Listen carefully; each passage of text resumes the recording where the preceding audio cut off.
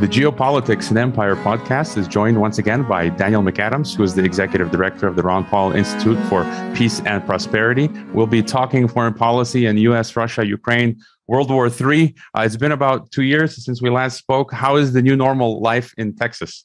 Well, thanks again for having me, by the way. It's great to be back on your great program. And Texas, we had a few bad months, but the governor here looked over to Florida and realized that he actually could find a little bit of courage. And so it's basically been normal here for quite a long time. There are certainly some vestiges of the old regime with masks and people being nervous, but basically you wouldn't notice anything here, I think, these days. Yeah, I've escaped to Mexico. I know a lot of people are escaping to Mexico, but I do have a plan B or C that, I've thought about going back to the U.S. and the only places that I would go would be somewhere like Texas or Florida or some similar such states. So to talk about Ukraine and Russia, so where's the invasion of Ukraine by Russia? Well, it hasn't happened as it was scheduled. In fact, somebody, I think it was Garland Nixon, posted a funny little tweet saying that now the U.S. is going to sanction Russia for not invading on the right schedule. So that may well be what happens. It hasn't invaded on their schedule. In fact, off camera, we were talking about a tweet that you retweeted from a guy I studied when I was in grad school, Edward Zlutvak, who made the great point that the U.S. intelligence community is claiming that Russia is about to have a full-scale invasion of not just eastern Ukraine, but Ukraine and Kiev.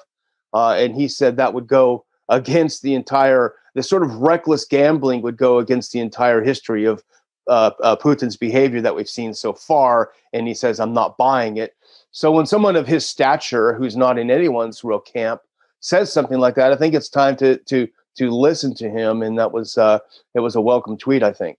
Yeah, I've also studied Luttwak in graduate school, and that's someone to take his opinion. The situation in Ukraine is complicated, and there are a lot of variables at play. The ones that stick out for me include, the existential threat posed to Russia of Ukraine joining NATO, putting in then missiles and nuclear missiles and stationing them, and that's a clear red line for Russia. Then we have energy and pipeline games, and there's a whole host of issues. There are irredentist issues, regarding the breakaway republics. For you, what are some key geopolitical points here to understand that are driving the Ukraine crisis? Well, there are a couple of very important things, I think, and most people paying attention will recognize the first, which is the media once again is absolutely abysmal. The mainstream media in the U.S. And most of Europe is abysmal. It's essentially the U.S. media is taking the role of stenographers from the intelligence community. They're not checking anything that's reported. They're doing the exact same things they did in the run-up to war with Iraq, which is just repeating the most outlandish statements of people in the administration and in the think tank world in D.C. So they've done an absolutely abysmal job. And in fact, Matt Taibbi has a good piece on his Substack today, just blasting the media for its behavior, for its performance. So I think that's important. But, the one thing that we try to talk about on the Ron Paul Liberty Report every day, which is something that the media would never tell you, and that is that the current crisis in Ukraine, Russia, eastern Ukraine, was precipitated by U.S. interventionism. They don't want to admit this. They don't want to talk about it. But as the kids say, we've got the receipts, right? We've got the video of then Assistant Secretary of State Victoria Nuland in the middle of the Maidan Square handing out food to people who were intent on overthrowing the government. And this is a point I made once on the Liberty Report. Imagine if January 6th in America really was an insurrection and not just some goofy guys with buffalo horns on their heads. Imagine it really was an insurrection and a senior Russian government official was down there handing out food, egging them on, and even, as we know from the telephone call that was intercepted, even deciding who would run America after the insurrectionists were successful. Imagine how Americans would react to that. Yet this is exactly what happened in Ukraine in 2014, and you just never hear about it. A message from our sponsors. The Nomos app will help you survive COVID-1984 and the Great Reset. Nomos is a time bank that can be used by communities anywhere in the world. You just need to talk people into using it. For example, if you go to your barber for a 30-minute haircut, your barber receives 30 minutes in his time bank. He can then use that time to pay for an appointment with the doctor. I've spoken to the developer who is passionate about creating solutions for surviving and thriving in the apocalypse. Nomos is available in both English and Spanish. Hurry and visit nomos.net before they roll out the cashless society and put you in the algorithm ghetto. Also, if you need health insurance that covers you wherever you may roam, check out my friend James Guzman's Borderless Health Insurance. One of the great things about living internationally is saving money on health care, but private care overseas can be expensive. Go to borderlesshealthinsurance.com to watch a short presentation on expat and digital nomad healthcare and sign up for a free consultation to review your options. Geopolitics and Empire needs funding. You can leave a donation, book a consultation, or become a member, which gets you access to my brief weekly commentary, a monthly newsletter of my thoughts, a private telegram, a monthly members group call, and my second premium broadcast called Dissident Thinker, where I conduct interviews and provide solo analysis. Dissident Thinker is also available on Rockfin and for supporters on Locals. Yeah, that's a key point. The orange color revolution. I wrote my thesis on color revolutions back in Geneva. And what about like the issue of Ukraine becoming a member of NATO? I think I heard some Ukrainian officials backpedaling, saying they might rethink that because that would be that would create, I've heard, a first strike capability for the U.S., where Russia wouldn't be able to defend itself, because at that point, NATO and the West could virtually like take out all of Russia's military installations, and they'd have no way to defend themselves. That's one thing I think about. What are some other key issues regarding Ukraine, NATO, U.S., and Russia? Well, the funny thing about Washington's foreign policy establishment, aside from them being virtually wrong at every single turn, is the fact that in their mind, the only country that has a right to have security interests, to be concerned about existential issues, as you mentioned earlier, is the United States. No one else's security matters at all except for ours, and that would be fine. But you have to realize that other countries, face the same issues. And as you point out, having Ukraine in NATO would raise a very serious, objectively, a very serious security concern for Russia, particularly considering the bellicose statements coming out of Washington for how long? Since the reset back under Hillary Clinton, ages, and I would say since the end of the Cold War.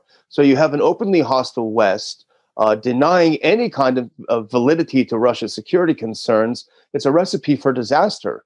As far as Ukraine joining NATO, well, technically that shouldn't be allowed according to NATO's charter, because the country has a border dispute with Russia in the Crimea issue, and even you might say in Donbass, there is a disputed border in that area. So technically, they shouldn't be eligible for NATO membership anyway. But of course, rules. Who follows rules anymore? But the person you mentioned, that was the Ukrainian ambassador to the UK. And he did float that idea out there that maybe we can back off a little bit from NATO. And he was immediately slammed down.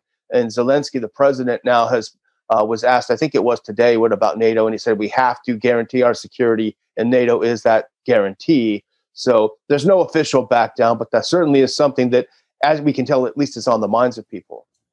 I want to go back to what you mentioned about the media, and it's a total, for the people who understand, it's a total repeat of Saddam Hussein and Colin Powell and weapons of mass destruction. But for me, things just seem to have gone to a further extreme, where it's cartoonish, really, the level of like the propaganda from the Western side. Your thoughts on the cartoonishness of all of these allegations, as well as there's censorship that we're dealing with. That's a perfect term, cartoonish. I remember very, very well, because I was working for Dr. Paul on Capitol Hill as we were moving toward the Iraq War. And I remember how devastating it was for our side when Colin Powell went to the UN and made his presentation. And it wasn't devastating because his presentation was so convincing, because it wasn't. We knew at the time that it was garbage. It was devastating for us because of his stature. He's perceived as a serious thinker, as someone with a lot of moral integrity. Well, what we saw on Thursday, which is when Secretary of State Tony Blinken went to the UN Security Council and did his best Colin Powell presentation, was exactly, as you say, cartoonish. It was absurd. The points he made were laughable. And his outline of how Russia will attack Ukraine was laughable. And at the very end, the cherry on top of his ridiculous performance was that, well, Russia may not invade after all.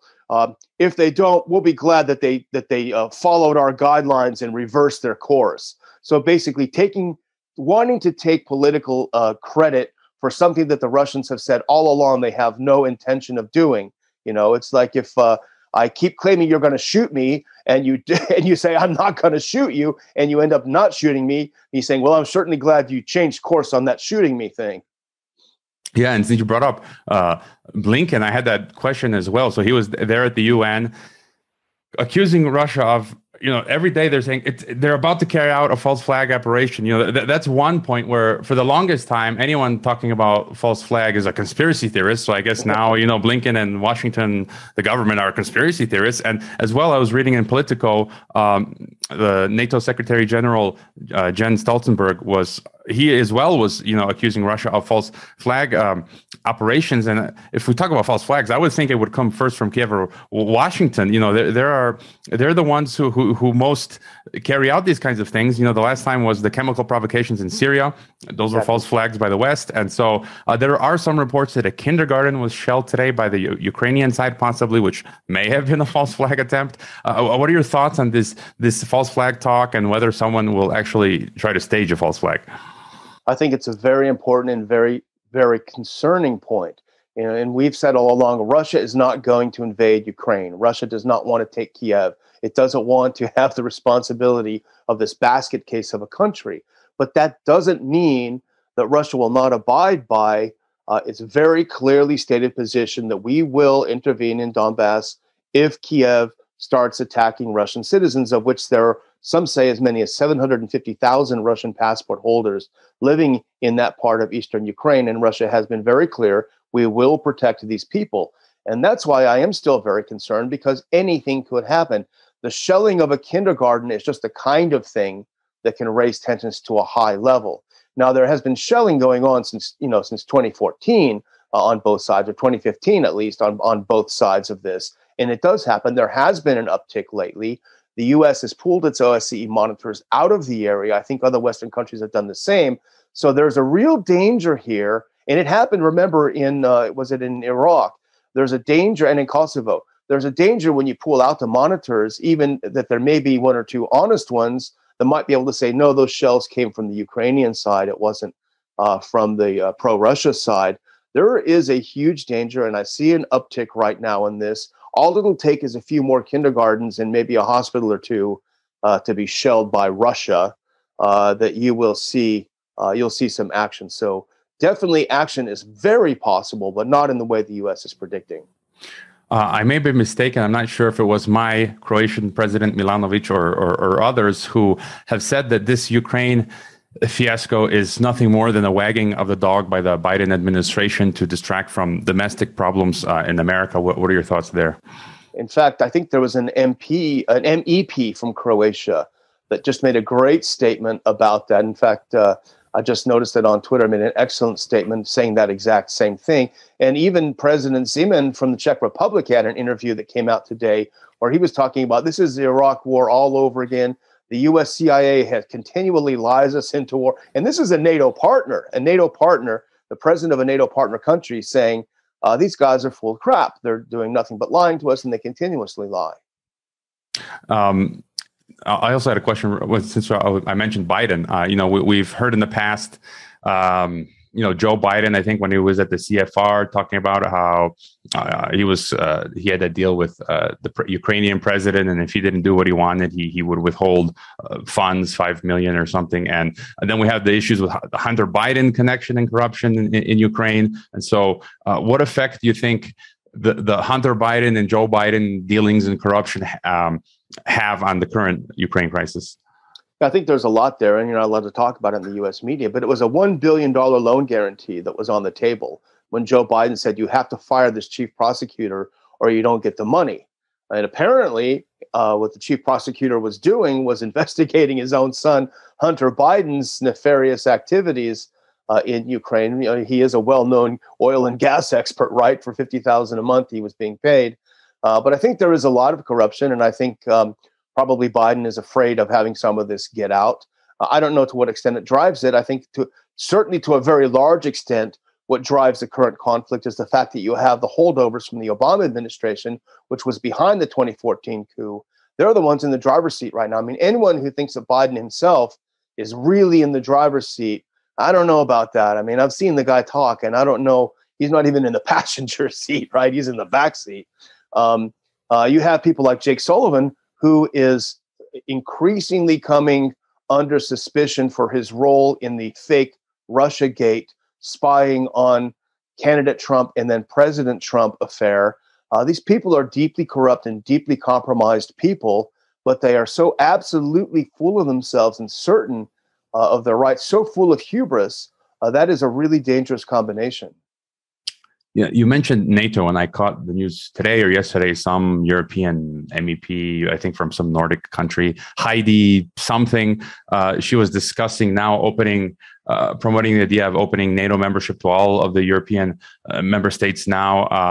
How do you think these events will affect the EU and NATO? Some people are talking about this splitting NATO and Europe. Maybe it will strengthen, maybe it will push Europe towards the trajectory of a EU army. I mean, what are your thoughts on NATO and EU at this stage?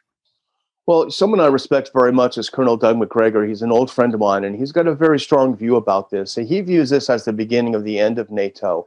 He feels that there is a realization now, when you see what objectively is true, a lot of Russian forces on the move, whether they were all involved in military exercises or whether it was a show of force or whether some combination of the two. Very clearly, and Colonel McGregor said on Sky News Australia that basically the Russians have been able to control the airspace from the Gulf of Finland to the Black Sea. And his view, and I tend toward listening certainly to what he says, is that Germany is going to start realizing that this Eurasia sphere is an area that the Americans are not capable of protecting them in. They will not have the security guided by the U.S., guaranteed by the U.S., that they may have had in the past. And this is a great example. But there is literally, if Putin had decided, we're going in, we're taking the whole place, there is literally nothing the United States could have done to stop it. We had, as the colonel put out, some light infantry forces, and he called it, quote, almost a joke. So there is going to be a realization among serious European countries, and I don't mean the Baltics, because they're not serious, that NATO is a paper tiger. It's incapable of doing what was actually conceived to do, which is protect Europe from then Soviet expansionism. It's a paper tiger, and I do hope he's right in this. He sees the beginning of the end of NATO in this fiasco we're witnessing now. Yeah, it's funny you mentioned paper tiger. I was going to ask if you would agree that many of my past guests, Patrick Armstrong, who I interviewed, Canadian former defense, he worked in defense policy. He used the term when I talked with him about NATO, paper pussycat or paper tiger. And I've interviewed Russian military expert Andrei Martyanov and so many others that come to the consensus that Russia militarily has the upper hand. In the conventional war, Russia wins hands down against NATO or the West in Europe, especially with the assistance from China. And so would you agree? Well, it's their backyard, just as, if we went to war with Mexico, that was backed by, Paraguay or something, it's their back door, it's their backyard, it's the area they care about most. And when you're talking about, the U.S. military is the most expensive on the planet. We spend an enormous amount of money, but the money we spend in the military is not going predominantly toward readiness, predominantly toward having a strong fighting force or having the best weapons. The enormous amount of money that the United States spends on its military is toward extremely expensive, extremely high-tech weapon systems that do not work. F-35, so on and so on and so on, go down the line.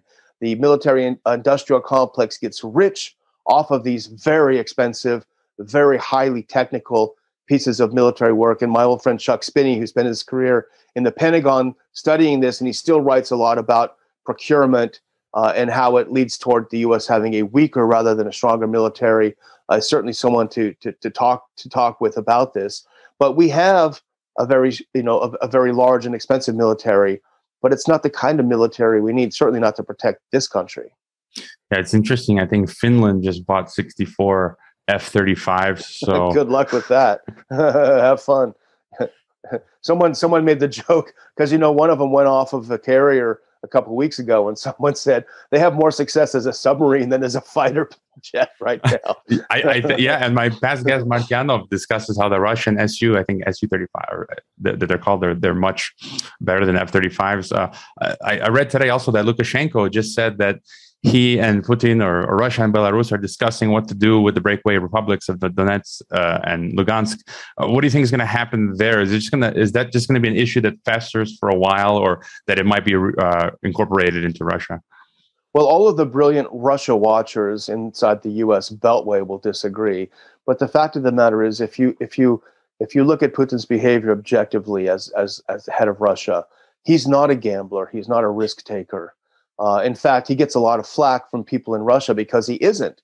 And the exact issue you mentioned, the recognition of these two republics, that was put forth by the Communist Party, which is the largest opposition party in Russia. They are pushing him. Some of the MPs from his own party are pushing him to be more radical, but he's always been a very, very cautious leader. And what I think is that if he, and this is speculation, but from everything that I've seen, that is his ace card. And I don't think he wants to play it now. I don't think it's a card that needs to be played.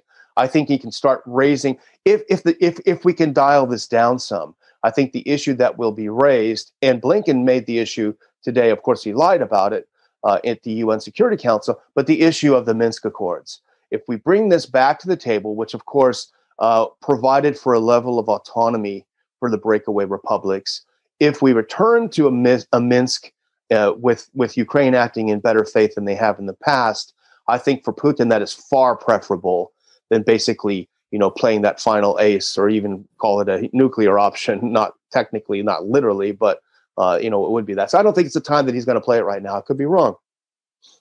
It's not always easy for me to come up with the best questions or all the necessary questions. So before I continue, what other issues are important for you when we're talking about Ukraine, US, Russia, and the wider region, China even? I just think it's how far things have gone in the Western media. I watch these people and the reporting, and it is so bad. It is so brainless. And this goes from Fox News on the right to MSNBC on the left. I mean, all of these stations, all of these outlets are united in this very ignorant pro-war stance. All of the experts in DC are always wrong all the time. And when you have an empire that's based on lies, it's inherently weak. It's inherently subject to implosion. And I think we're seeing sort of the tail end of the U.S. empire. I made a comment on our show the other day. After World War II, the British they didn't realize at first that their empire was gone. They still thought they ruled the world. And then they woke up and realized, oh, guess what? We don't have the power we thought. And that's, I think, how it's going to happen with the U.S. I think it is essentially over. They just don't realize it yet because they all still believe all the BS and all the lies that they're telling each other.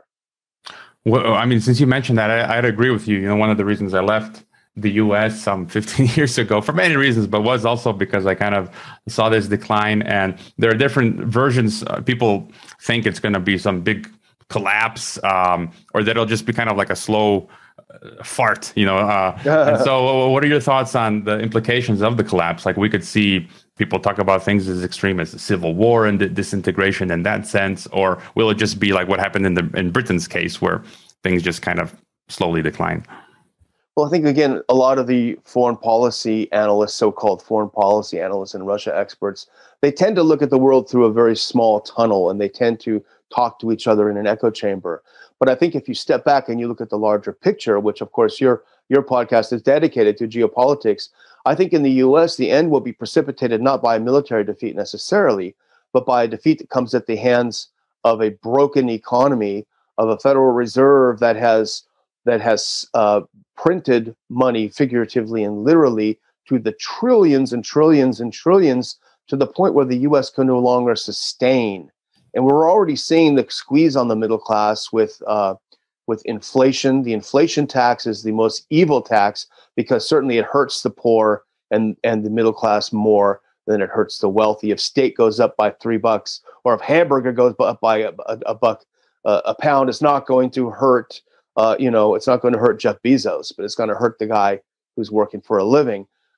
This is where it ends. It ends with the Fed because the Fed created this massive bubble. The Fed created the military bubble. We wouldn't be able to spend $1 trillion a year on this military machine if it wasn't from funny money produced by the Fed. So it all comes down to economics. It will simply implode on the weight of its own economic contradictions. I would totally agree with that. Like the inflation we're seeing, like in my lifetime, I haven't seen anything compared to what we're seeing now, and it's just going to get really bad. And that's actually one of the things that prevents me from coming back to the U.S. is this increasing inflation and high cost of living. Where here in Mexico, it's much more manageable. What do you think at some point, by hook or by crook, by some stupid mistake or even a false flag, the West may end up in a real serious military conflagration with Russia, perhaps some of its allies and the East, and whether the danger of it being a localized proxy war in Europe, or even something bigger that could lead to escalating to the nuclear threshold or some type of global war? Well, I think that's always possible, but I do think that the U.S. knows very well, as we talked about just a few minutes ago, this is a war it cannot win. It doesn't have the ability to get troops and to get equipment there in time to do what it needs to do. This is a war it can't win, and that's why even President Biden, for all of his problems, and I don't know how extensive they are, but we can probably guess, he has even said, I'm not sending troops to Ukraine, meaning I'm not getting involved militarily. He's going to maybe add some more sanctions or something. The U.S. knows that there is no military option with Russia over Ukraine. So what's left is just trash talking and harsh rhetoric. And I think the Russians have seen through it. I forget which official it was, but there was a Russian official that recently said, we don't give an shit about your sanctions. And I think that's probably the mood. They're ready to call the bluff, and it is a big bluff. So I think there is a risk. There's always a risk of error. You talk about grad school and international relations. You probably read Graham Allison, who did a great analysis of the Cuban Missile Crisis. There are mistakes that can be made, especially when you're listening, when you're mirror imaging your own values onto that of your adversary, and when you're talking in echo chamber. But I think in a rational sense, the U.S. understands that this is an impossibility. We lost in Afghanistan after 20 years, so I don't know that it's time to start taking on a Russia, and a Russia that at least in terms of rhetoric is being backed by China right now. Yeah, and speaking of China, in terms of world order, where do we go from here? Is the multipolar world emerging now? Russia and China and a new system coming about. What are your thoughts on where we go from here? Well, ironically, and partially, I think that these people are just so stupid. The people in charge in the U.S. are just so stupid. But then I have to wonder, are they stupid or are they evil or what combination? Because everything that the U.S. claims it's trying to prevent, it's actually promoting. If the U.S. wants to undermine China, the last thing you do is push China and Russia into each other's arms, which is what it's doing. And the same is true with Iran. If we have tight sanctions all around Iran, and so China says, hey, we'll buy some of your oil. Let's get together. Let's have some trade. So everything that we claim, that the U.S. claims, that these brilliant experts claim they're trying to prevent, they're actually promoting. So again, stupidity, evil, a combination, who knows? All right. Do you have any final thought for us then? Well, I appreciate the opportunity to talk about this. I think it's a very serious situation. My concern is that we're being led by idiots, people that are full of themselves, people who make a lot of money off of conflict, who don't care about the rest of America. We're tarnished as being pro-Russia when, in fact, the people who want to avoid a potentially, life-threatening for the entire planet nuclear war are pro-life, are pro-American. It's pro-American to not want to have a massive trillion-dollar military empire protecting everyone else's borders but our own. So with that, thank you very much for the opportunity to talk to your listeners, and appreciate the time. All right. And just one more note, apart from ronpaulinstitute.org, is there any other website or project that we should know about? Yeah, Monday through Friday at noon Eastern Time, we do a live Ron Paul Liberty Report on YouTube, and you can find it just by typing in Ron Paul Liberty Report. Every day, Monday through Friday. Friday is economics.